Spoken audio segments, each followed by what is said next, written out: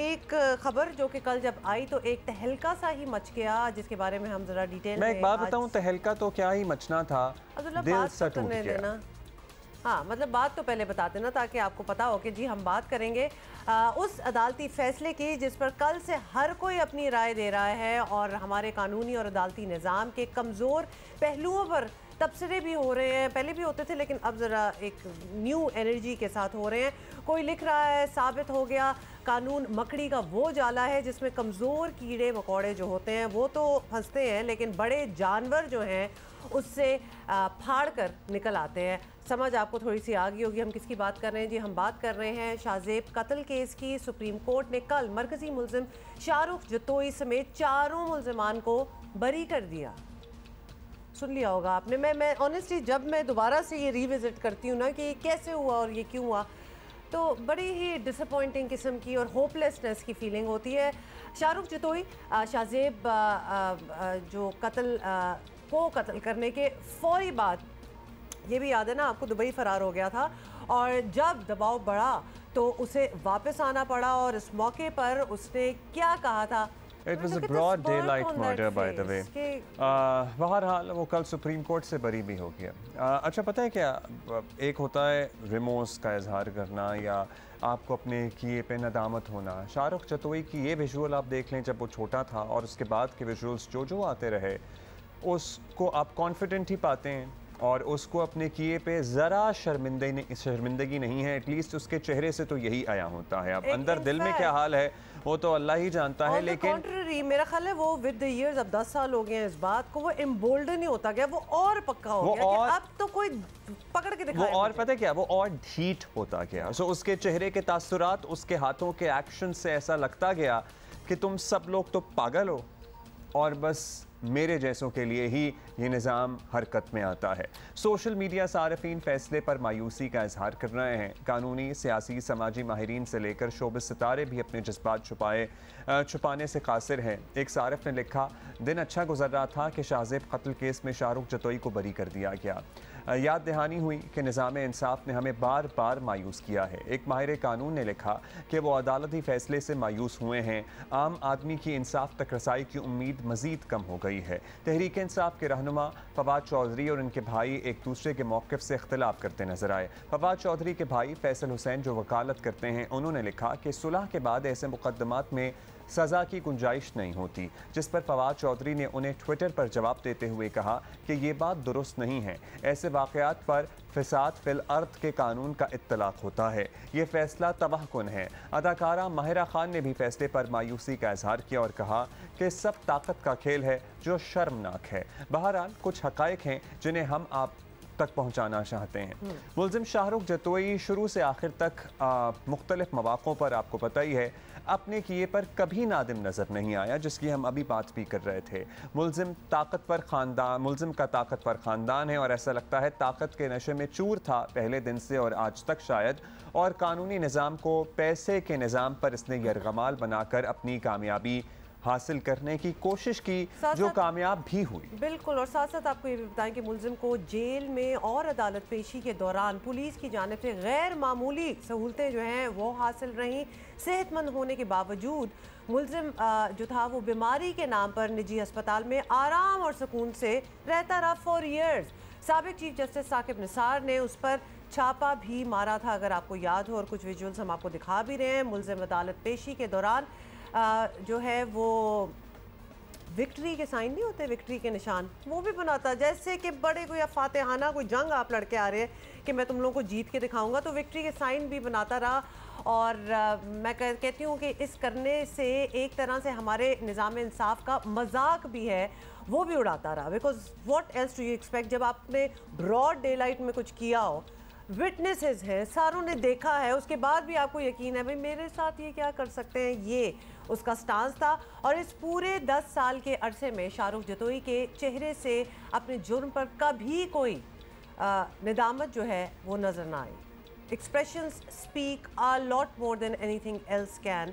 और वो आप कह रहे हैं ना दिल का हाल तो दिल ही जाने, बट प्लीज मतलब जहाँ कत्ल हुआ हो कानून का खौफ मकतूल के खानदान के सुलह करने और मुल्जिम को मुआफ करने पर सोसाइटी ने नापसंदीदगी का इजहार किया है। एक राय ये भी सामने आ रही है कि जब मकतूल ख़ानदान ने सुलह कर ली, बैरून मुल्क रिहाइश इख्तियार कर ली, तो फिर हम क्यों दुखी हो रहे हैं। लेकिन उन सर्कमस्टांसिस को भी मद्देनज़र रखना चाहिए जिनकी वजह से ये मकतूल का ख़ानदान सुलह करने पर मजबूर हुआ, या फिर हम कहते हैं मजबूर नहीं भी हुआ, उन्होंने सुलह की, आगे उनकी बच्चियां भी हैं, ज़ाहिर है उन्हें दीगर मामलात भी देखने हैं। किसी का दिल चाहता है कि अपने जवान बेटे का खून माफ़ करे, मुझे बताएं, बखुशी और रज़ा। और रज़ा मतलब जिन ऐसे केसेस में रज़ा करनी पड़ती है, सुलह करनी पड़ती है, तो उसमें कोई प्रेशर नहीं होता। खैर बॉटम लाइन ये है कि ये अदालती फ़ैसला है और हम आपको वो बता रहे हैं जो कि हम सोशल मीडिया पे रद्द अमल लोगों का देख रहे हैं, और जो एक आउटपोरिंग ऑफ इमोशंस है, तो वो हमने हाल जो है वो आपके सामने रखा है। बाकी of course everybody has a mind to make up and हमने तो अदालती फैसला आपको हूबहू रिपोर्ट किया है, बाकी लोगों की राय आप तक वैसे मुख्तलिफ प्लेटफॉर्म्स पर भी पहुँच रही है, और जो लोग हमसे मिलकर अपने जज्बात का इजहार करते हैं उसकी एक अक्कासी हमने सोशल मीडिया पे जो स्निपेट देखा वो आप तक पहुँचाने की कोशिश की। इसमें हमारी ज़ाती कोई राय शामिल नहीं है। अच्छा, मूविंग ऑन। और मसले ख़त्म तो नहीं हुए, मसले तो माशाल्लाह हमारे यहाँ बढ़ते ही हैं, बस ख़त्म कुछ नहीं होता। कि जैसे कि आपको एक केस इन पॉइंट, पेट्रोल और डॉलर की कीमतें नीचे आने के बावजूद लाहौर में क्या हो रहा है जी, लाहौर में अचानक से नान भाइयों ने रोटी की कीमत में 10 रुपए का इजाफा कर दिया। कैन यू इमेजिन, नॉट 1 और 2, 10 रुपीज़ पर रोटी। और कराची में आपको ये भी बता दें कि दूध को आग लग सकती है, क्योंकि दूध को आग लग गई है, दूध की कीमत को तो आग लग चुकी है। और अनहोनी होगी दूध को आग लगना, लेकिन ऐसा लग रहा है कि कीमतें इतनी बढ़ गई हैं कि ये अनहोनी भी होनी हो रही है। This is how it is. 20 रुपए बढ़ गया है फी लीटर। जिसके बाद दूध की कीमत हो गई है, कल भी हमने आपको बताया था 200 रुपए फी लीटर, और दुकानदारों की मनमानियों के आगे इंतजामिया भी बेबस है। खैर इंतजामिया क्या कर सकती है, आपको पता है अवामी नुमाइंदे कोई है नहीं। तीसरी मरतबा बल्दियाती इलेक्शन मुलतवी कर दिया गया है, वो भी आवाम के साथ एक लिटरली मजाक है। अच्छा, ये जो कीमतें हम बता रहे हैं ना, 10 रुपए बढ़ गई तो ये दूध की कीमत 200 तक पहुंच गई, ये हम आपको बड़ा मिनिमम बता रहे हैं, बॉटम लाइन दे रहे हैं। जिन्होंने इससे ज़्यादा लगाना है वो ज़्यादा भी लगा रहे हैं, तो ये तो हम आपको एक बेसिक स्लैब जो है कि इतना तो बड़ा ही बड़ा है। बाज़ लोगों ने ना क्वालिटी भी रखी हुई है कि भाई अगर बेहतर वाला दूध चाहिए तो 210, 15, 20 का भी मिलेगा, अगर नॉर्मल पानी मिला दूध चाहिए तो 200 का मिलेगा। नहीं बेहतर, उसमें आपने डाला क्या हुआ है, मतलब क्या क्या डाला हुआ है।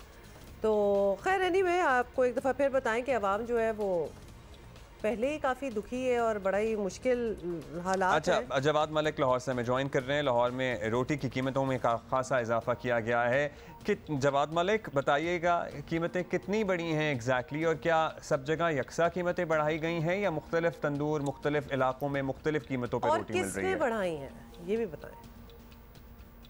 बिल्कुल आपने दुरुस्त कहा कि इस वक्त लाहौर में हम देख रहे हैं कि जो रोटी की कीमत है और नान की कीमत है वो बढ़ चुकी है। रोटी की कीमत जो कई सालों से हम देख रहे हैं चल रही थी 10 रुपये पर बरकरार थी, और इसी कीमत पर आवाम को ये रोटी मिलती थी, सादा रोटी।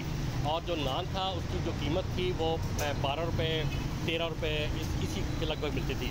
लेकिन अब हम देख रहे हैं कि कुछ अरसे से जब से आटे का बहरान ने सर उठाया है, ख़ासतौर पर सैलाबी कैफियत पैदा हुई है, उसके बाद गंदम जो बाज़ार में वो महंगी हुई है, अगरचे इतनी महंगी नहीं हुई लेकिन महंगी हुई है बहरहाल। और उसके बाद जो ख़ासतौर पर पंजाब हुकूमत ने और सिंध हुकूमत ने इमदादी कीमत बढ़ाने का जो ऐलान किया था उसका जवाब बनाकर हम देखते हैं कि पहले फ्लोर मिल्स मालकान ने कीमत महंगी की, आटे को महंगा किया, आटे का थैला उसको महंगा किया। उसके बाद अब नान भाई एसोसिएशन ने जो कीमत है रोटी की वो बढ़ा दी है, और इसको 10 रुपये से बढ़ाकर इन्होंने 15 रुपये कर दिया है। और जो खमीरी रोटी और नान है उसकी कीमत जो 15 रुपये थी उसको 10 रुपये बढ़ाया गया और 25 रुपये कर दिया गया है। ये होशरुबा इजाफा है। पाकिस्तान जो लाहौर की हिस्ट्री है, तारीख़ है, उसमें कभी इतना इजाफा नहीं हुआ।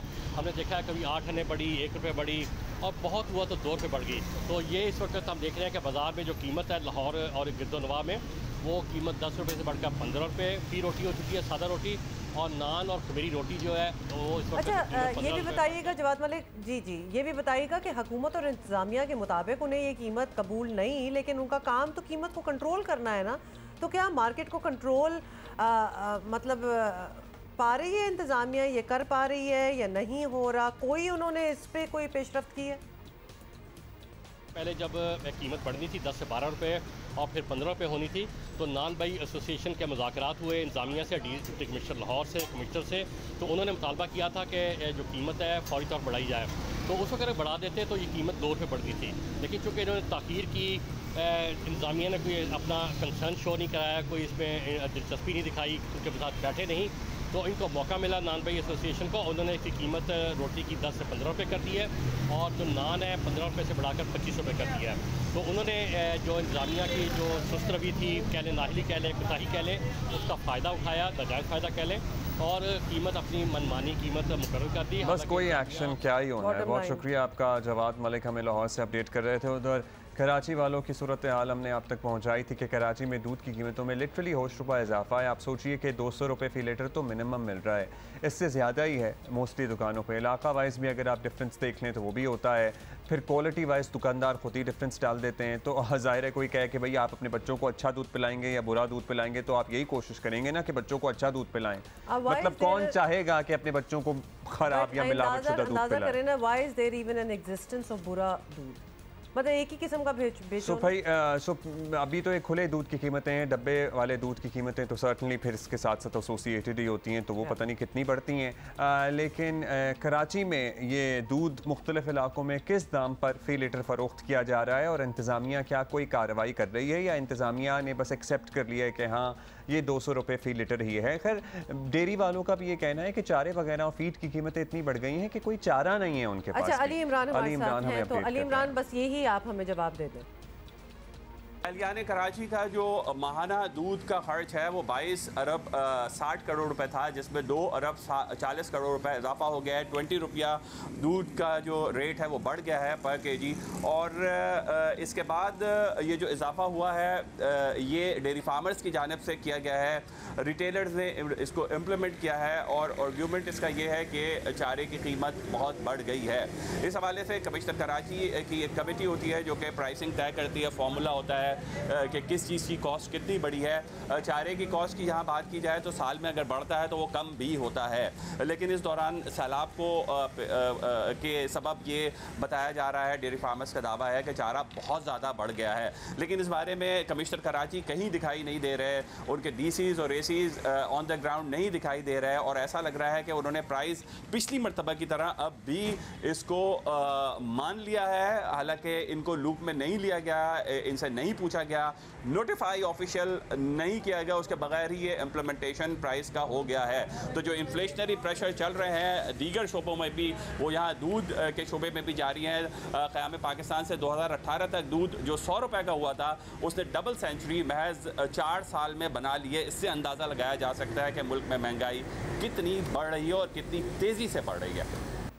और आपको पता ही है आवाम क्या करें, आवाम को जवाब देना किसकी जिम्मेदारी होती है? बल्दियाती नुमाइंदों की। सिविल इंतज़ामिया या ब्यूरोक्रेसी को क्या लेना देना आवाम से? वो आवाम को आज तक जवाब दे तो नहीं होते हैं ना, ये काम तो अवामी नुमाइंदों का होता है क्योंकि वही वोट लेकर आए होते हैं और उन्होंने कल दोबारा वोट लेने जाना होता है और वो तो है नहीं मौजूद क्योंकि कराची में कल फिर कल फिर बल्दियाती इलेक्शन जो है गैर मुअय्यना मुद्दत के लिए ही इस मरतबा तो मुलतवी किए गए हैं। लिटरली ये मज़ा खेज सूरत हाल बन गई है और आई वंडर के हुक्मरानों को 2 साल हो गए कराची में समझाने वाला है कि नहीं है कि आवाम को जो अपने हक का इस्तेमाल करना चाहते हैं ना, इस बात से और गुस्सा चढ़ता है और वो गुस्से में फिर अगर आप चाह रहे हैं कि आप कोई रोडे शोटे बना के शहर की सूरत हाल बेहतर कर देंगे तो आपको शायद वोट पड़ जाए, तो ऐसा नहीं है। लोग आपसे बदला निकालेंगे इस डिले का, क्योंकि अगर किसी को उसका हक इस्तेमाल से रोका जाएगा तो उसके अंदर जो एग्रेशन और जो एंगर है ना वो बढ़ता चला जाता है। आपको पता है ना कि ये हुआ क्यों है? क्योंकि सिंध हुकूमत और वफाक ने सिक्योरिटी फराहम करने से हाथ उठा लिए, तो दिस इज़ द रीज़न। लिहाजा बल्दियाती इंतखाबात जो होने थे वो नहीं हो रहे। लोकल बॉडी इलेक्शन मुलतवी होने पर सियासी जमातों का क्या रद्द अमल है वो बिल्कुल मुझे याद आया, जो आना चाहो 1000 रस्ते, ना आना चाहो उज़र हज़ारों। सो वो मतलब जो करना होता है ना तो फिर वो कर गुजरते हैं, जो नहीं तो फिर उज़र एक से एक नहीं करेंगे। हमारे पास कानूनी एक ही रास्ता है कि हम सुप्रीम कोर्ट के पास जाएं और चीफ जस्टिस ऑफ पाकिस्तान को तो वैसे इस पर सो मोटो एक्शन लेना चाहिए। ये बुनियादी जमहूरी अमल का मसला है, ये सारे लेम एक्सक्यूजेज हैं जो सब लोग दे रहे हैं, तो हम उसमें जा रहे हैं और इंशाअल्लाह ताला हम कराची का मुकदमा, बल्कि पाकिस्तान कराची का मुकदमा पूरे पाकिस्तान का मुकदमा है। कराची तरक्की करेगा, पाकिस्तान तरक्की करेगा। पाकिस्तान पीपल्स पार्टी खास तौर पे और MQM मजबूर कौमी मूवमेंट कि ये अगर इलेक्शंस कराची में हो गए तो इन दोनों सियासी जमातों की ताबूत के अंदर जो है आप समझें कि आखिरी कील जो है वो ठुक जाना है। ये इलेक्शन कमीशन के लिए भी शर्म से डूब मरने का मुकाम है। समझ से बाहर है वैसे तो सारों के ही। और वैसे तो आपको पता है कि बलदियाती निज़ाम को जमहूरियत की नर्सरी वगैरह वगैरह, बल्कि इसको मैं वगैरह वगैरह नहीं कहूँगी, मैं ब्ला ब्ला कह दूँगी, कहा जाता है। लेकिन ये सब उस कंपनी की मशहूरी के लिए नज़र आता है सिर्फ, क्योंकि हकीकत में तो यही जमहूरी जमातें जो हैं इख्तियारात की निचली सतह तक मुंतकली नहीं चाहती। वंस अगेन मैं आपको याद दिला दूं कि अगर हम हमारे ही इस शहर कराची की बात कर ले, 2 साल से कोई बलदियाती निज़ाम नहीं है। और ये मसला सिर्फ कराची तक महदूद नहीं है, पूरे मुल्क में देख लें, कहीं बलदियाती निज़ाम में संजीदगी नज़र नहीं आती। कराची की बलदियाती इंतखाबात मुलतवी होने पर जो पीपल्स पार्टी को बुरा भला कह रहे हैं, कल तक PTI खुद जो है वो खैबर पख्तूनख्वा में बलदियाती इलेक्शन कराने से इनकारी थी, याद है आप लोगों को। और इलेक्शन कमीशन को भी सोचना चाहिए कि एक तरफ तो 16 अक्टूबर को ऐसे ज़िमनी इलेक्शन कराए गए जिनका कोई एक्चुअली फ़ायदा नहीं है, क्योंकि आना तो है नहीं इमरान खान साहब ने, जाहिर है सारी सीट, एक तो वो ऑलरेडी MNA हैं, उनका इस्तीफ़ा मंजूर नहीं हुआ तो उसकी क्या कानून में गुंजाइश बनती थी, आई वंडर। लेकिन उन्होंने दोबारा से मल्टीपल सीटों से इलेक्शन लड़ा और सर्टनली वो दोबारा आने के लिए तो इलेक्शन नहीं लड़ रहे थे। खैर मतलब वो एक वो होता है ना, वहाँ पे तो इलेक्शन हो सकते हैं जिनका कोई नतीजा नहीं निकलना है, क्योंकि आपको पता ही है कि कैंडिडेट है जो मुख्तलिफ सीटों से इलेक्शन लड़ रहा है, जिस पर पैसा भी खर्च हो रहा है। लेकिन यहाँ जहाँ एक्चुअली लोग अपनी नुमाइंदगी चाहते हैं, लोग अपने मसाइल के हल के लिए किसी से जवाबदेही चाहते हैं, यहाँ पे नुमाइंदे भी बेताब हैं, जहाँ पे सियासी जमातें भी तैयार हैं, लेकिन पता नहीं। और वैसे इलेक्शन कमीशन पे और इलेक्शन कमिश्नर पर खासी तनकीद इमरान खान साहब को तो करते रहे हैं, लेकिन अब जमाते इस्लामी भी इसमें ऐसा लग रहा है कि हम आवाज़ हो गई है और वो बहुत वोकल हैं, आपको पता है अपने अच्छा, ये सारी सूरत हाल जो हम आपको बता रहे हैं, इस पर हमने ज़रा मजीद बात करनी है। मज़हर अब्बास साहब हमें ज्वाइन करेंगे इन जस्ट अ बिट, छोटी सी एक ब्रेक लेंगे and we'll be right back.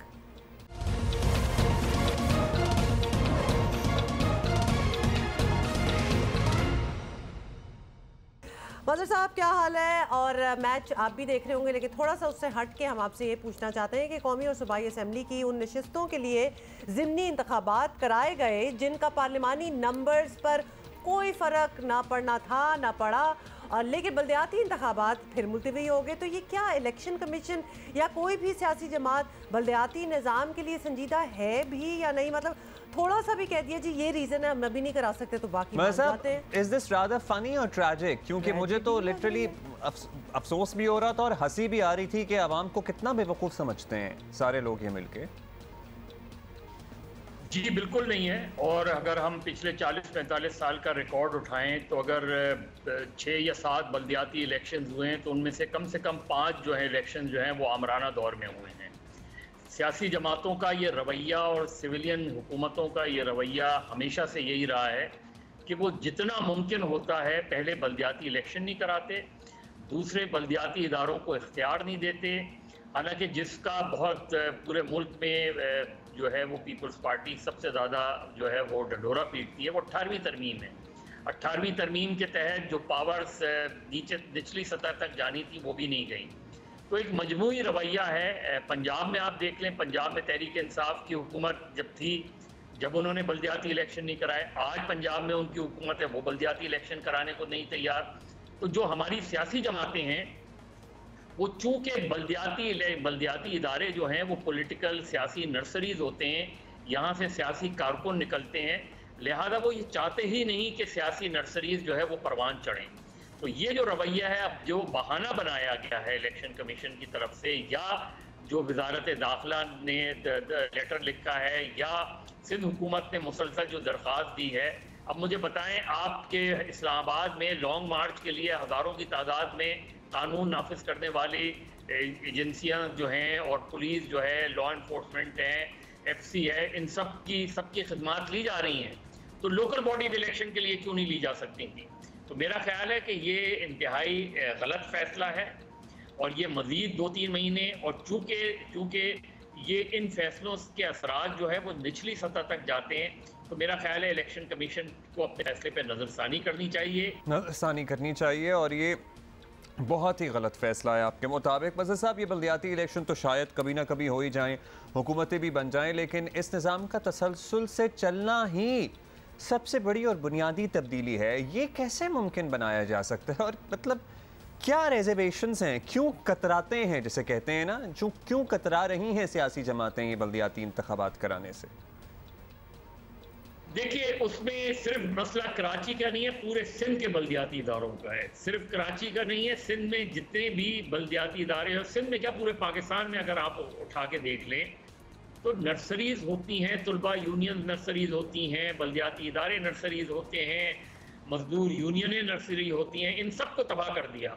और इसमें अब सियासी जमातें अपना हिस्सा डाल रही हैं।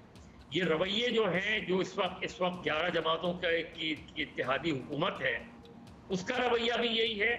पंजाब हुकूमत जो मुस्लिम लीग, काफ और पीटीआई की हुकूमत है, उसका रवैया भी बल्दियाती इदारों के हवाले से यही है। जो खैबर पख्तूनख्वा की हुकूमत है, उसका रवैया भी यही है। और सिंध हुकूमत का रवैया भी यही है। ये अपने वफाकी और सूबाई हुकूमतें अपने कंट्रोल में इन इदारों को रखना चाहती हैं, और इस वक्त इसलिए भी रखना चाहती हैं कि वो नहीं चाहती कि अगले आम इंतखाबात से पहले बल्दियाती इदारों में और बल्दियाती निज़ाम जो है वो इनकी मुखालिफ जमातों के हाथ में चला जाए। इसलिए मेरा ख्याल है वो कोशिश कर रही हैं। मेरा ख्याल है पीपल्स पार्टी को उसका सबसे ज़्यादा नुकसान होगा। मेरा ख्याल है सिंध हुकूमत को भी अपने रवैये पे नज़रसानी करनी चाहिए, और पंजाब हुकूमत को भी करनी चाहिए, और दीगर हुकूमतों को भी करनी चाहिए, वफाक को भी करनी चाहिए, इलेक्शन कमीशन को भी करनी चाहिए, वरना ये जमहूरियत का लाग अलापना छोड़ दें। नुकसान होगा वैसे इन द लॉन्ग रन। नुकसान मतलब this is a very depressing state of affairs Mazhar साहब, क्योंकि किसी शहर में रोटी नान की कीमत आप देख लें बढ़ गई है, कहीं दूध वालों ने नाजायज़ मुनाफाखोरी शुरू कर दी है, कहीं सड़कें ख़राब हैं, तो कहीं कचरे का निज़ाम, we could go on about it. तो शहरियों के सामने कमिश्नर, डिप्टी कमिश्नर तो ऑब्वियसली जवाबदेह नहीं होंगे, तो बल्दियाती निज़ाम ना होना शहरियों के साथ कितना बड़ा जुल्म है। कोई कराची को एक मेट्रोपॉलिटन सिटी, जिस तरह दुनिया भर में मिसालें दी जाती हैं, न्यूयॉर्क की, बॉम्बे की, जो है वो दूसरे शहरों की, टोक्यो की, कराची को मेरी समझ में नहीं आता, समझ से बालातर हैं ये चीज़ें कि ना वफाक का रवैया कराची के हवाले से तब्दील होता है, ना सिंध में आने वाली हुकूमतों का रवैया तब्दील होता है। कराची का वैसे ही जो बल्दियाती स्ट्रक्चर है उसमें 34% कराची का तो मेयर होता है। तो मेरा ख्याल है कराची की तबाही के जिम्मेदार ये सारे इदारे हैं, ये सारी हुकूमतें हैं जो एक मजबूत, ताकतवर, गैर जानिबदार बल्दियाती निज़ाम नहीं चाहते। वो बल्दियाती इदारों को मजबूत देखना नहीं चाहते। इसी वजह से इस शहर का हाल बुरा है। करोड़ों अरबों रुपए की सड़कें बनती हैं, फिर वो टूट जाती हैं, किसी को जो है नहीं सजा नहीं की जाती। अंडरपास बनते हैं, गलत इंजीनियर, नाअहल इंजीनियर्स के जरिए अंडरपास और फ्लाईओवर्स बनाए जाते हैं, और उसके बाद उनको तोड़ा जाता है, फिर नई चीज़ें आती हैं। तो मेरा ख्याल है सिर्फ लूट मार का एक कल्चर है बल्दियाती इदारों में, और इसकी वजह से कराची जो है वो बिल्कुल एक बेढंग शहर बन गया है। और इसी वजह से कराची में हर आए दिन ये प्रॉब्लम्स खड़ी होती हैं। और अब जो सूरत हाल बनी है, जब कमज़ोर बल्दियाती इदारे होंगे और वो भी नहीं होंगे, और एक सियासी एडमिनिस्ट्रेटर्स आएंगे, एक के बाद एक पॉलिटिकल एडमिनिस्ट्रेटर्स आएंगे, हालांकि 90 रोज़ के अंदर इलेक्शन होने, जब एक टेन्योर ख़त्म होता है तो उसके 90 रोज़ के अंदर इलेक्शन होने चाहिए। तो मेरा ख्याल है सियासी जमातों का बल्दियाती इदारों के हवाले से, बल्दियाती निज़ाम के हवाले से वही रवैया है जो आमरों का डेमोक्रेसी के हवाले से है। बहुत शुक्रिया आपका। सियासी जमातों का वही रवैया है जो आमिरों का डेमोक्रेसी के हवाले से, सियासी जमातों को इस पर गौर करना चाहिए। मज़हर साहब हमारे साथ मौजूद थे। और सियासी जमातों को ये भी सोचना चाहिए कि डिलेइंग टैक्टिक्स आवाम को और इश्तियाल दिलाते हैं। अगर किसी को ये लग रहा है, लिटरली अगर किसी भी सियासी जमात को XYZ ये लग रहा है कि ज़रा डिले कर देंगे शहर की एट्सेट्रा, जहाँ इलेक्शन होने हैं वहाँ कुछ काम कर देंगे, रोडों की कारपेटिंग कर देंगे, कोई गटरों के मैन होल जो गायब हैं वो लगा देंगे वापस, और उसका कोई फ़ायदा होगा, उल्टा नुकसान होगा। उल्टा नुकसान क्या, बेवकूफ़ तो नहीं है ना आवाम। लेकिन जब मज़हर साहब ने ये सारी बात स्टार्ट की और ये एग्जांपल्स दे रहे थे बॉम्बे और हांगकॉन्ग, पता नहीं कौन कौन से शहरों का, जिन्होंने ऐसे शहर बनाए कि मतलब दुनिया उनको देख के चाहती है कि ऐसे बने। गोल्डन अपॉर्चुनिटी कराची की जो हुकूमतें रही हैं और अभी भी जो फॉर द लॉन्गेस्ट टाइम रही है, गोल्डन अपॉर्चुनिटी मिस कर रहे हैं। कोई एग्जाम्पल दें, कोई ओनरशिप लें, कोई बनाए ऐसी चीज़ कि लगे जी दुनिया में कंपैरिजन हो, दुनिया में नाम हो। आप अपने घर को एक हसीन तरीन घर नहीं बनाना चाहते? इस शहर की ट्रेजेडी पता है क्या है? जो इस शहर में जो इस शहर की ओनरशिप लेने के दावेदार थे ना, let's talk about them, MQM, उन्होंने भी माशाल्लाह शहर को नुकसान पहुंचाने में एक मेजर किरदार अदा किया है, मेजर किरदार। मतलब उन्होंने तो एक वो फुटबॉल ग्राउंड ही बना दिया ना, लेकिन उसके बाद जो हुकूमत आई है, case in point Pakistan Peoples Party, उन्होंने कौन सा तीर मार लिया? सो खैर anyway let us move on. ये बड़ी कोई पेनफुल। और एक और बात मैं बस इस सिलसिले में कहना चाहता हूँ ना, हमें ब्लैंकेट स्टेटमेंट नहीं देना चाहिए दूध वाले नाजायज़ मुनाफाखोरी कर रहे हैं। देखें, कीमतें कोई भी होता है बढ़ाता है रीजनिंग की वजह से बढ़ाता है, मतलब पीछे से आप चीज़ें देखें कि किस तरह हो गई हैं, चाहे वो चारा हो या फीड हो। हालांकि मेरा दूध वालों से या दूध से कोई लेना देना नहीं है, बिजली के बिल हो गए। सो ये ओवरऑल किसी को भी ऐसे मुरद इल्ज़ाम नहीं ठहराना चाहिए हमें कि भाई ये नाजायज़ मुनाफाखोरी कोई करता है। जहाँ से भी ये कड़ी है इसको, ये बड़ा सख्त इल्ज़ाम होता है। व्हाट यू मीन, इसके एक डोमिनोज इफेक्ट है ना कि पीछे से चीजें महंगे स्टार्ट हुई आ गए, लेकिन इसमें बात करना जरूरी है। इसका मतलब ये नहीं है कि जी समझ आ गई है। सो कोई निजाम ना होना एक क्राइम है कि भाई अपने मन माने तो नहीं ये सारा कुछ हो सकता ना, खुद ही तय कर लिया। We need to move on। और कुछ तो अच्छी चीजें भी हो रही हैं, जैसे कि आपको पता है जियो फिल्म्स की पेशकश और लाशारी फिल्म्स और इंसाइक्लोमीडिया की production the legend of Maula Jatt ना सिर्फ जी पाकिस्तान बल्कि दुनिया भर में कामयाबी के तमाम रिकॉर्ड तोड़ी है। और किस तरह सिर्फ 4 दिनों में फिल्म ने बैरून मुल्क से 51 करोड़ रुपए कमाए, 51 करोड़। और ये इंटरनेशनली हम बात कर रहे हैं, और पाकिस्तानी मार्केट से 11.5 करोड़ रुपए का बिजनेस किया है। और प्रोवाइडेड द फैक्ट कि फिल्म जो है बहुत से सिनेप्लेक्सेस में नहीं लगी हुई है। अच्छा, ये फिल्म बाय द वे 25 ममालिक की 500 से ज़ायद स्क्रीनों पर नुमाइश के लिए पेश की गई है। और ब्रिटेन में जी टॉप 10 में है, UAE में पहले नंबर पर रही, जबकि ऑस्ट्रेलिया, कनाडा, कतर, सऊदी अरब, जर्मनी, नॉर्वे, स्पेन, हॉलैंड, बहुत से और दीगर ममालिक, चले नाम नहीं लेते, ये फिल्म जो है ये अव्वलीन नंबर में शामिल है। इसे बेहतरीन पाकिस्तानी पंजाबी फिल्म, इनफैक्ट बेहतरीन Punjabi film of recent times भी करार दिया जा रहा है।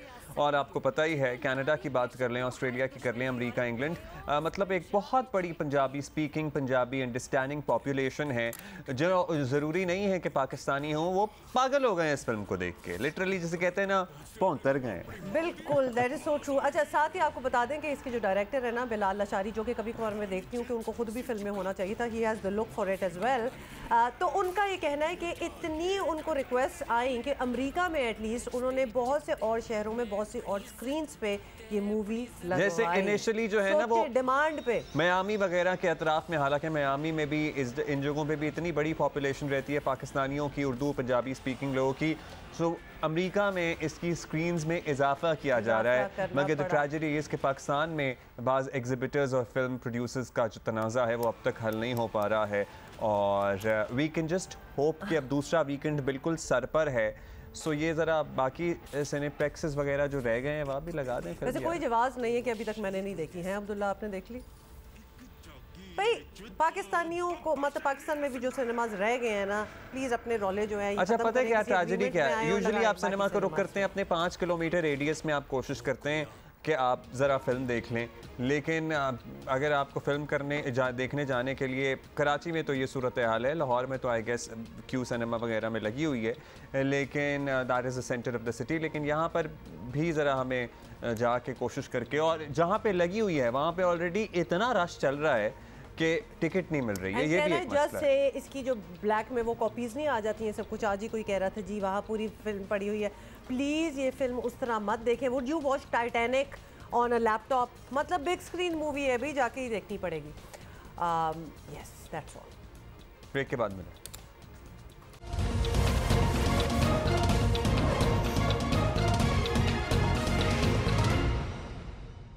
अच्छा, एक और चीज़, और this is a serious thing, because आपको पता है कि पाकिस्तान की स्विट्ज़रलैंड कहलाने वाली वादी सवात आजकल फिर अमन व अमान के मसले में 2-4 है, विच इज़ हार्ट ब्रेकिंग। जब वहाँ के आप विजुअल्स इस तरह देखें कि अवाम वादी में बढ़ती शिद्दत पसंदी के खिलाफ सख्त एहतजाज कर रहे हैं, और एक बार फिर कल सैकड़ों अफराद जो थे वो मटा चौक पर जमा हुए। अच्छा, मेरा जो है ना हार्ट ब्रेक नहीं होता इस मरतबा, मेरा हार्ट जो है ना इस मरतबा फूल गया है, और उसमें मेरे लाखों सेर खून बढ़ गया है, क्योंकि इस दफा लोगों ने ठान ली है कि व्हाटएवर बी इट, उन्होंने शिद्दत पसंदी, दहशतगर्दी को अपने दरमियान पनपने नहीं देना। मतलब they have been through it and they are not ready to give up ये इजीली। जो एहतजाज हो रहा था ना, इसमें डिफरेंट पॉलिटिकल पार्टीज के कारकुन, जैसे खासतौर पे ऑब्वियसली पीटीआई के कारकुन तो थे ही, सिविल सोसाइटी, PTM, सब लोग थे। मकामी अफराद, मतलब स्कूल कॉलेज के students, everybody was in it, क्योंकि ये इनकी जगह है और ये इन्हीं की रिस्पॉन्सिबिलिटी है कि जी हम इसको कुछ नहीं होने देंगे, और इस बार तो बिल्कुल ही नहीं होने देंगे। और सोचिए कि एक कौम जमा हो जाए और वो नारे क्या लगाए कि उसको अमन चाहिए।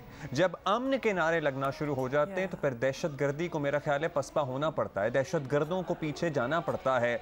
और इस मरतबा इंशाअल्लाह सवात में भी यही होगा और इसमें हमारी सिक्योरिटी फोर्सेस भी किरदार अदा करेंगी, क्योंकि लोगों की विल तो देख लिए। देखिए, कोई भी फौज जंग नहीं जीत सकती अगर उसके साथ उसकी कौम ना खड़ी भी हो। Can I also point out, जब इतनी तादाद में लोग कहीं जमा हों तो थोड़ा सा तो बेअमनी का एक ख्याल आता है, लेकिन कितने पुरअमन अंदाज से इन्होंने प्रोटेस्ट भी किया है। कल के कुछ विजुअल्स आपको दोबारा इसलिए दिखाना चाहते हैं because this is almost unprecedented. बड़ी जायज़ डिमांड है। क्या ये मांग रहे हैं कि जी हमें अमन चाहिए, अपने जगह पे, अपने घरों में, अपने इलाके में, अपने शहर में हमें अमन चाहिए, और उसके लिए मदद मांग रहे हैं। ये कोई नाजायज़ डिमांड भी नहीं है। पहले भी हमने आपको बताया था, सुनाना भी। दहशतगर्दी नामंजूर के नारों से लिटरली फजा गूंजती थी और हमारे यहाँ सुन के रोंगटे खड़े होते थे। Literally a few dozen people भी, मैं कहता हूँ, अगर इस्लामाबाद और अतराफ से जा रहे हैं कि वो इस कॉज में इनके साथ हम आवाज़ हों, तो ये जज्बा है जो कौम को इकट्ठा करता है और फिर दुश्मन को ये बताता है कि भाई इस कौम ने ठान ली है, इस कौम ने ठान ली है कि इससे ज़्यादा क्लियर एंड लाउड मैसेज वैसे हो नहीं सकता। हाँ, और ये कंटिन्यू कर रहा है। अच्छा जी, ब्रेक लेंगे। We'll see you in the second hour of Geo Pakistan.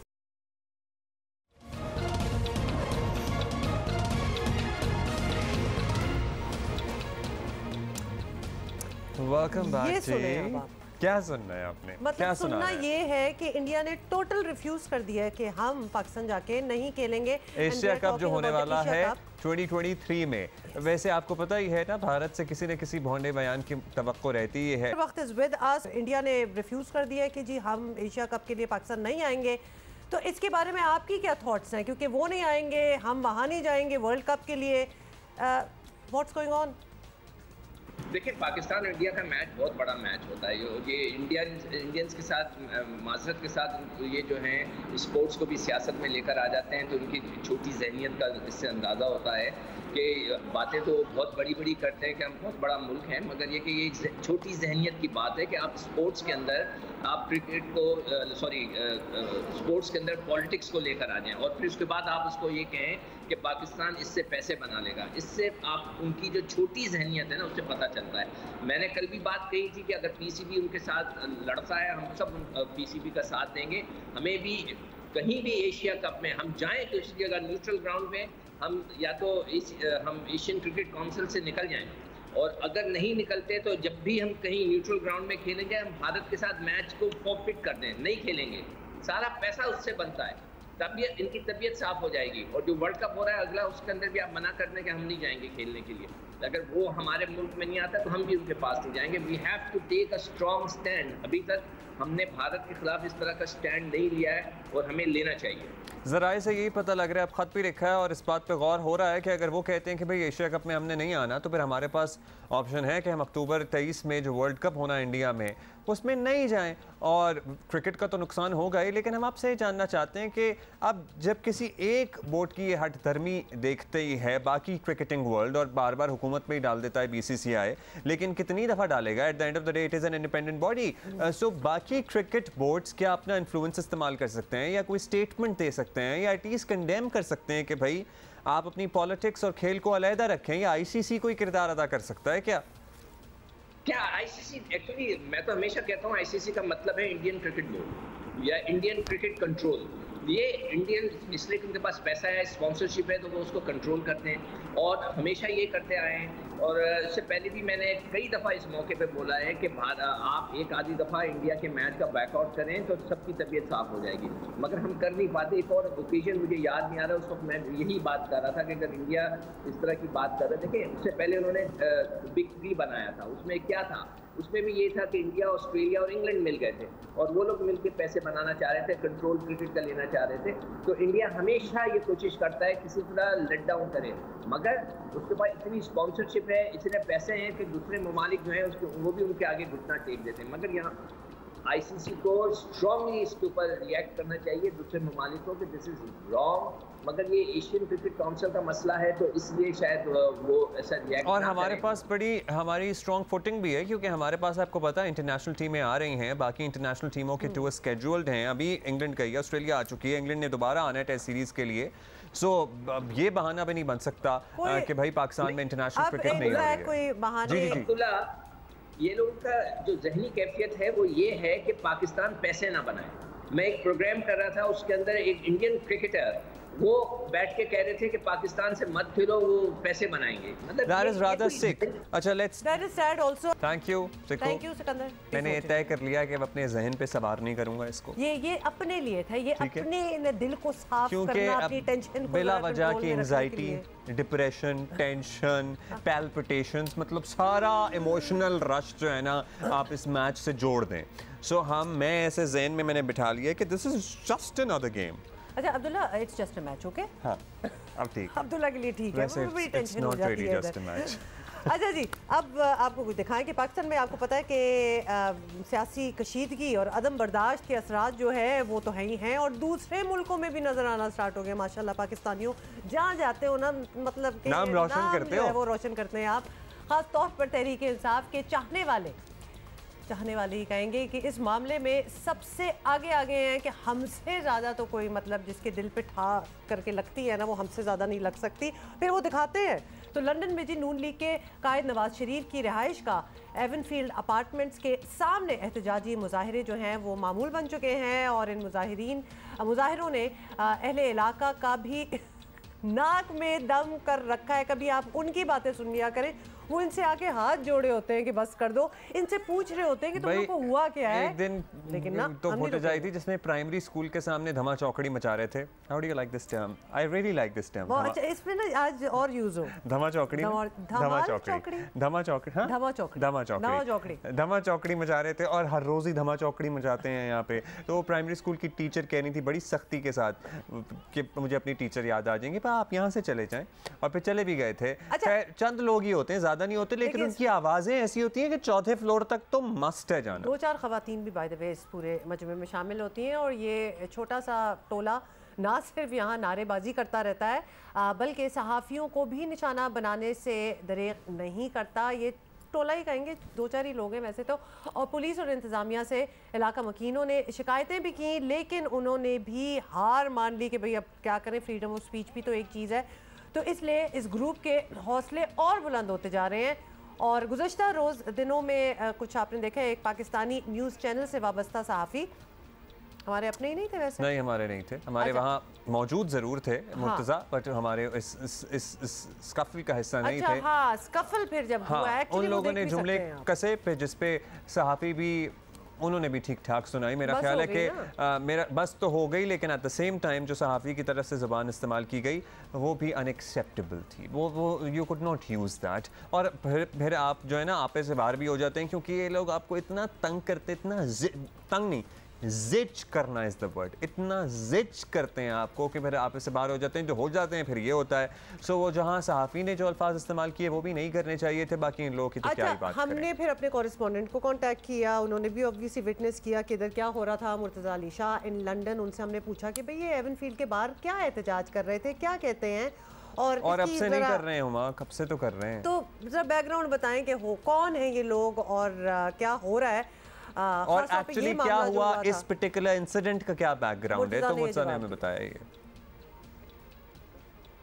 जी जिस वाक़े का आप जिक्र कर रहे हैं, ये हाइड पार्क के पास जो हसन नवाज शरीफ का ऑफिस है, ये उसके बाहर पेश आया। यहाँ पर जब से साबिक़ वज़ीर-ए-आज़म नवाज शरीफ आए हैं, उस वक्त से यहाँ पर रोज़ाना PMLN के वर्कर्स भी मौजूद होते हैं, और उसके साथ साथ जो बाज़ PTI के हमायती हैं या उनके बयानिए की हमायती हैं, वो भी अक्सर यहाँ पर बाहर होते हैं। लेकिन जब से मरीम नवाज़ यहाँ पर आई हैं, उसके बाद यहाँ पर मीडिया की प्रेजेंस भी बहुत बढ़ चुकी है, और उसके साथ साथ जो मुख्तलिफ जो वर्कर्स हैं, जो मुख्तलिफ सपोर्टर्स हैं डिफरेंट पार्टीज़ के, वो भी यहाँ पर आते हैं।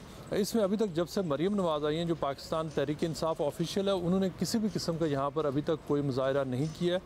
और ये मैं क्लैरिफाई करता चलूँ कि ये बहुत सारे जो लोग यहाँ पर आते हैं वो जो PTI के जो ऑफिशियल लोग हैं, ये अब तक हमने उन्हें नहीं देखा। जब से मरीम नवाज़ आई हैं उन्होंने ना ही कोई अभी तक कोई ऑफिशियल प्रोटेस्ट हुआ। अब तक जो मरीम नवाज़ के आने के बाद 2 बड़े वाक़यात हुए हैं, जिनमें एक वो था जो यहाँ पर एक ग्रुप है तकरीबन 7 से 8 लोगों का, एक दफ़ा वो ग्रुप आया था। और जो लेटेस्ट जो इंसिडेंट है इसमें यहाँ पर सिर्फ 2 ख़वातीन थी। रोज़ाना का एक मामूल बन चुका है कि बाज़ लोग आते ही यहाँ पर इसलिए कि टिकटॉक की वीडियोस बने, ट्विटर की वीडियोस बने और उसको वो वायरल हों।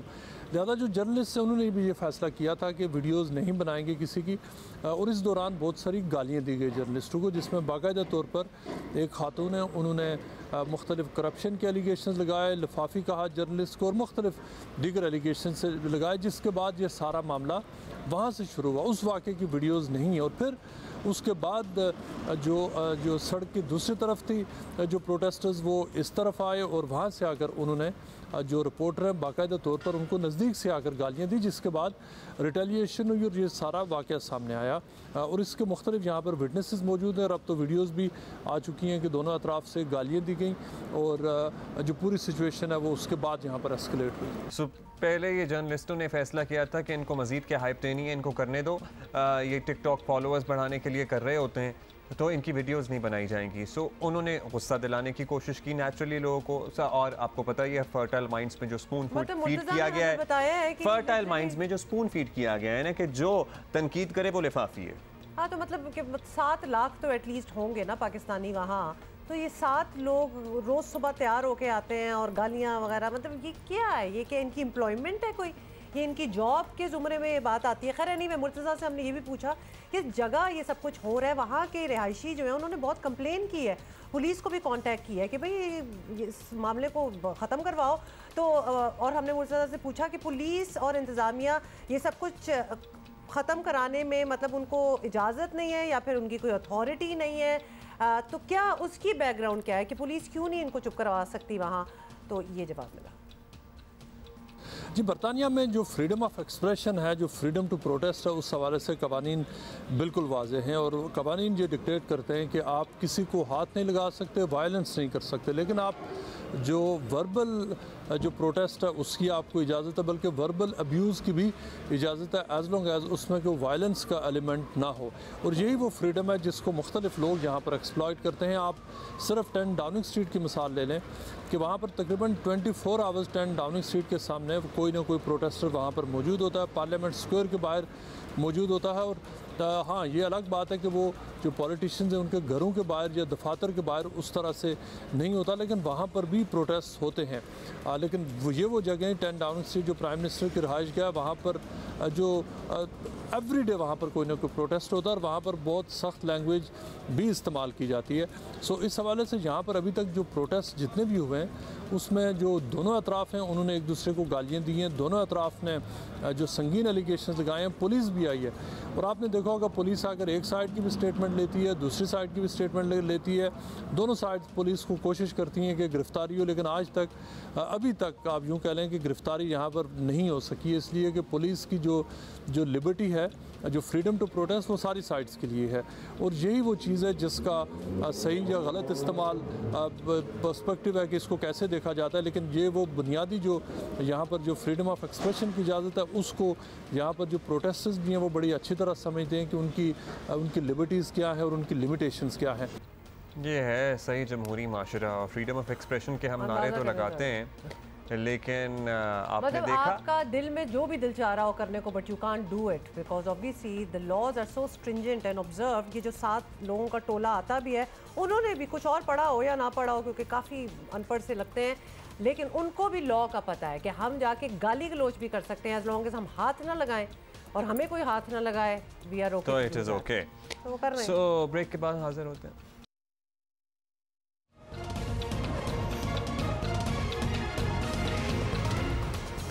आपको मास्टर फ्रेम में एक नौजवान लड़की बैठी हुई नज़र आ रही होगी, नॉट रादर लड़की, she is just 10 years old, एक बच्ची है, शी इज अ only बच्ची, 10. बट कारनामे इतने बड़े बड़े हैं ना कि मुझे लगता है कि बाज़ बच्चे जो है ना वक्त से पहले बड़े हो मुझसे जाते रहा हैं। नहीं जा रहा। महानूर अली हमारे साथ हैं, जल्दी से मैं इंट्रोडक्शन कराना चाहती हूँ क्योंकि जितनी हमने ब्रेक में बात की है ना कि हम ऑलरेडी इम्प्रेस्ड हो चुके हैं। ये अभी मलेशिया से वापस आई हैं, Malaysian junior open girls squash championship जीत कर, जिसको कहते हैं ना कि मेला लूट लिया इन्होंने, एक गेम नहीं ये हारी। सो एक तो इनसे मैच होता है और एक गेम, मतलब एक गेम भी इन्होंने किसी को नहीं दिया। सो इन्होंने जो रिकॉर्ड बनाया है ना इतनी छोटी सी उम्र में, हम इस पे तफसील से बात ज़रूर करेंगे। लेकिन उससे पहले मेरे पास आपको कुछ बताने के लिए ये है कि मुल्क की सियासत में आपको पता है जिद्दत लाने और सोशल मीडिया के मौसर इस्तेमाल में तहरीक इंसाफ का जवाब नहीं है। माशाल्लाह एक डॉक्यूमेंट्री भी आपको पता है ना, परसों तरसों उन्होंने नेटफ्लिक्स से एसोसिएट कर दी थी। नेटफ्लिक्स वाले भी नींद से चौंके कि अच्छा ये क्या हो रहा है, हमें तो पता ही नहीं है हमारा नाम किस चीज़ में आ गया। लेकिन प्रोपेगेंडा के तो माहिर हैं। खैर, मुखालिफिन के खिलाफ प्रोपेगेंडा से लेकर इंतखाबी मुहिम चलाने तक पीटीआई सोशल मीडिया का भरपूर इस्तेमाल करती है और इसके लिए उन्हें दाद भी देनी चाहिए, क्योंकि अभी मुखालिफिन मतलब की सोच भी नहीं पहुंची होती जो वो काम कर गुजरते हैं। ये कमेंडेबल बात है कि आप ऑलरेडी बहुत जबरदस्त बात है, जहाँ कोई और नहीं है तो हम आ जाए। लेकिन इसमें भी अब जरा अपसेट हुआ है क्योंकि आपको पता है कि मुल्तान में गिलानी खानदान ने एक कदम आगे निकलते हुए इंतखाबी मुहिम में टिकटॉक का जबरदस्त किस्म का इस्तेमाल करके सबको हैरत में डाल दिया। वाइस चेयरमैन के घराने को हराना आपकी बड़ी कामयाबी कहलाई जा रही है और जाहिर है कि इसकी बहुत सारी वजूहात भी हैं और बहुत बड़ी लीड से आप जीते हैं। और आपसे हमें पता लगा कि भाई आपने टिकटॉक पे बड़ी कैंपेन की थी, तो कुछ बताएंगे? आपको किसी ने मशवरा दिया या you yourself thought about it कि भाई सोचना है अब इस पे काम करना है? देखिए, मैं सोशल मीडिया को मुझे पता था कि सोशल मीडिया जो है वो एक बहुत, उसमें इमरान खान साहब ने बहुत इन्वेस्ट किया है, जो फ़ॉरेन फंडिंग हुई और जितना भी पैसा तहरीक इंसाफ के पास आया वो सारा जलसों पे तो नहीं लगा होगा, उन्होंने सोशल मीडिया पे किया। तो ये मैंने सबसे पहले जब इलेक्शन कैंपेन का आगाज़ किया तो मैंने अपने तमाम जो मेरे जो दोस्त थे, मेरे भाई थे, उन सबको मैंने बुलाया। मैंने कहा कि हमें सोशल मीडिया को आप लोगों ने हैंडल करना है। तो मुझे तो पता नहीं था, मैं तो टिकटॉक इतना देखता नहीं हूँ, पर यहाँ पर टिकटॉक का बहुत ट्रेंड था। तो वो उन लड़कों ने जो मेरे दोस्त थे NA157 के और ख़ास तौर पे मुल्तान के, उन्होंने टिकटॉक पे एक ट्रेंड चला दिया और वो टिकटॉक बहुत ज़्यादा वायरल होगी। लेकिन मैं समझता हूँ कि हमने इलेक्शन को मैन पावर के ज़रिए जीता है। हमने इमरान खान के जो प्रोपेगेंडा है उसको लोगों के दरवाजे पर जाकर उसका पर्दाफाश किया है। तो आप घर भी गए? बिल्कुल, और हम वैसे बात तो अभी सोशल मीडिया की ही करेंगे because it is really the power of social media. आप कह रहे हैं कि आप तो ज़्यादा इंटरेस्टेड नहीं है टिकटॉक में, लेकिन आपके दोस्तों ने कर दिया। You should thank your friends, क्योंकि उससे फ़र्क बहुत पड़ा। तो सोशल मीडिया का जो इस्तेमाल है वो तहरीक इंसाफ, तो जिस तरह आपने सही एक्नॉलेज भी किया है, वो काफ़ी देर से कर रहे हैं और बाकी जमातें भी आहिस्ता आहिस्ता इस तरफ आ रही हैं। लेकिन ख़ास तौर पर टिकटॉक का इंतखाब करना ये बड़ा इंटरेस्टिंग है, बहुत दिलचस्प है। तो क्या ये प्लेटफॉर्म सिर्फ आपको लगता है जनूबी पंजाब के डेमोग्राफिक के लिए ही ज़्यादा इफ़ेक्टिव है, या आप समझते हैं अपनी कामयाबी के बाद कि ये तो इस्तेमाल किया जा सकता है अक्रॉस द कंट्री और इससे काफ़ी फ़र्क पड़ता है? देखिए, जो मेरी सोशल मीडिया पे मेरे जो दोस्त हैं उन्होंने बहुत काम किया है और उन्होंने ये उन्हीं का आइडिया था। और टिकटॉक जो है वो बहुत ज़्यादा पॉपुलर है यंगस्टर्स में, ख़ास तौर पर जनूबी पंजाब में, क्योंकि मेरा ज़्यादातर तो इधर ही ताल्लुक़ है। टिकटॉक जनूबी पंजाब में तो खैर मैंने बहुत देखा है और उन्होंने जनूबी पंजाब में भी और मैं समझता हूँ कि बाकी पंजाब में भी। तो टिकटॉक का जो ट्रेंड इन लड़कों ने चलाया मेरे साथ, वो बहुत कारआमद रहा और मैं समझता हूँ कि उसने बहुत फ़र्क डाला है, क्योंकि टिकटॉक पर बहुत सारे लोग हैं जो टिकटॉक पर हैं, जो फेसबुक पर भी नहीं है, वो टिकटॉक पर हैं। अच्छा, आपकी कामयाबी पर सर्टली पार्टी भी बड़ी खुश होगी और हुकूमत भी, लेकिन इत्तेहादी जो है मुस्लिम लीग नून वाले, वो हर जगह आपको पता है पूरी तरह हार ही रहे हैं। उन्हें भी कोई टिप देंगे आप कि वो किस तरह से अपने सितारे जो उनके गर्दिश में है उसको बदलें, या उनका कोई चांस नहीं नज़र आ रहा आपको? देखिए, सबसे पहले तो मैं ये समझूंगा कि हुकूमती इत्तेहाद बहुत ने मुझे मुबारकबाद दी, पार्टी ने, चेयरमैन साहब ने मुझे मुबारकबाद दी, मैंने उनको मुबारकबाद दी। यहाँ पर जो आप कह रहे हैं बुरी तरीके से वो नहीं हारे। यहाँ पर जो पंजाब के अंदर बहुत ज़्यादा उसका इस्तेमाल हुआ है प्रोविंशियल मशीनरी का, और पीटीआई जो है वो 143 से 141 पर आ गई है।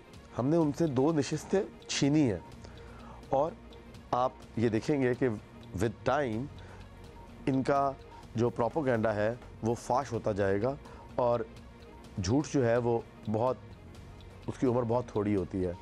आप देखेंगे कि जब झूठ आया होता जाएगा और सच जो है वो सामने आता जाएगा, तो आप देखेंगे कि तहरीक-ए-इंसाफ आपको कहीं नज़र भी नहीं आएगी। चलें जी, बहुत शुक्रिया। अली मूसा गिलानी इज़ होपफुल कि झूठ की उम्र छोटी होती है। उनके मुताबिक जो झूठ है वो कह रहे हैं कि उसका पर्दा जल्द फाश होता जाएगा, और तहरीक-ए-इंसाफ उनके मुताबिक जल्द मतलब नज़र नहीं आएगी आने वाले दिनों में। कैंपेनिंग में टिकटॉक का यूज़ जो है ना बड़ी इफेक्टिव रहा, खासतौर पे अगर यंगर लॉट से आप कर रहे हैं एक्सपेक्टेशन कि वो आके वोट करेंगे, then you need to reach them at their level. अच्छा जी, जल्दी से बता दें कि यंगर लॉट महानूर अली है हमारे साथ, माशाल्लाह। You know your smile brightens up. I am sure आपके अम्मा अब्बा का भी और बहुत से लोग जो हमें देख रहे हैं उनका दिन भी should have brightened it up. Malaysian junior open girls squash championship जीती, और जीती भी ऐसे वैसे नहीं है इस बच्चे ने, जीती भी ऐसे है कि इसने एक गेम भी नहीं हारा। और उनकी जो टॉप सीडेड जो खिलाड़ी थी उनको इन्होंने मतलब 3-0 पे शिकस्त, मतलब मलिया मेट कर दिया ना कि आप तो हटें यहाँ से, ये हमारी बारी है। तो मानूर, वेलकम टू जियो पाकिस्तान। हमें बड़ा ही अच्छा लगता है जब हमारे यंग इतने अचीवर्स हों, क्योंकि अभी 10 साल की उम्र में आप ये कर रही हैं तो 20 में तो हम सोच भी नहीं सकते क्या करेंगी। इंटरेस्ट कैसे आया स्क्वॉश में?